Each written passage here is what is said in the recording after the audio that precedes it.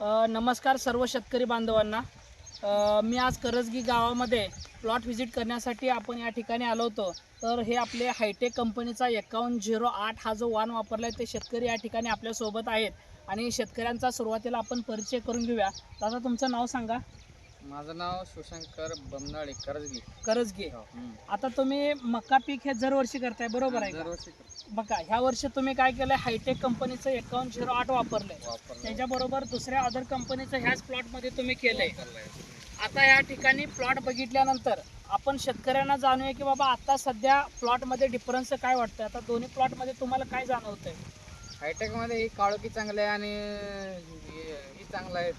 मक्याचं देठ चांगलं आहे, ठोकागत आहे आणि रोगराई जर कमी आहे का आणि फुटवा पण असं उगवायला पण चांगला आहे। म्हणजे आता आपण हायटेक कंपनीचं जे घोषवाक्य येतं, शेतकऱ्यांची सेवा उत्तम बियाणांच्या माध्यमातून, म्हणजे आमचं उद्देशच हा आहे शेतकऱ्यांची सेवा करायची आहे, उत्तम बियाणांच्या माध्यमातून करायचं आहे। हा हायटेक कंपनीचा 5101 हा जो वाण आहे तो आपण उत्पन्नाचा वाण म्हणून निवडतो।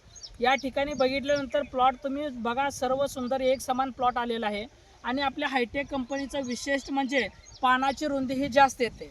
आता वनस्पतीमध्ये पानाची रुंदी जास्त असणं का आवश्यकता आहे? पानाची रुंदी जास्त असल्यामुळं म्हणजे सूर्यापासून जे किरणं येतात ते किरणं या ठिकाणी ॲब्झॉर्व करण्याचं काम हे वनस्पती करत असतात।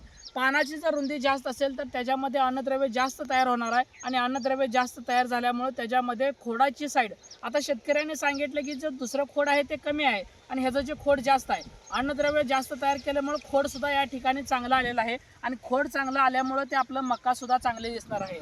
आणि दुसरा विषय राहिला, या ठिकाणी मक्यामध्ये आवर्जून जो लष्करी अळीचा प्रादुर्भाव ज्या या ठिकाणी येतोय, तो लष्करी अळीचा प्रादुर्भाव आपल्या या ठिकाणी मक्यावरती झालेला नाही। आता मका गुडघ्यापर्यंत आलेले आहे, 2 महिने ते 1.5 महिन्याचा आसपास कालावधी झालेला आहे, अजून त्यांनी फवारणी घेतलेली नाही आणि या ठिकाणी मका अतिशय सुंदर आलेले आहे।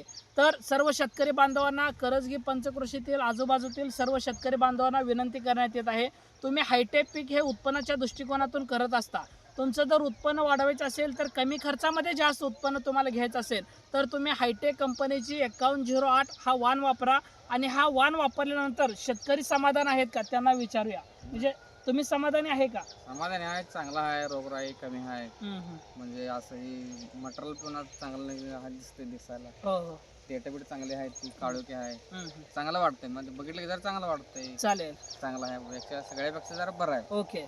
हे होत्या शेतकऱ्यांच्या प्रतिक्रिया। तसेच हा प्लॉट छोटा आहे, हा प्लॉट मोठा झाल्यानंतर तो सुद्धा आम्ही सर्व शेतकरी बांधवापर्यंत पोहोचवण्यासाठी नक्की प्रयत्न करतोय।